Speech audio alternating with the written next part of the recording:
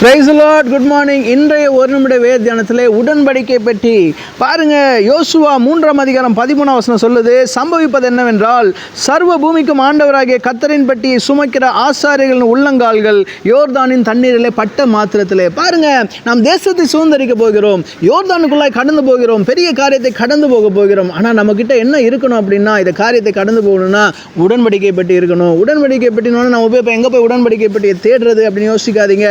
கர்த்தருடைய பிரசன்னம் தாங்க உடன்படிக்கை பற்றி. கர்த்தருடைய பிரசன்னம் உங்கள் கூட இருக்கும் பொழுது நீங்கள் உங்களுடைய கால்களை நீங்கள் வைத்த மாத்திரத்தில் யோர்தான் பிரிந்து போகும், குவியலாம் நிற்குங்க, எரிகோ உடைந்து போகுங்க, செங்கடல் என்ன பண்ணும், பிளந்து போகுங்க. ஸோ கர்த்தருடைய பிரசன்னத்தை சுமந்தவர்களாய் நீங்கள் என்ன பண்ணுங்கள், ஒவ்வொரு காரியத்தையும் செய்யுங்க. கர்த்தர் உங்களுக்கு ஜெயத்தை கொடுப்பார். கர்த்தர் உங்களோட கூட இருப்பாராக. ஆமென்.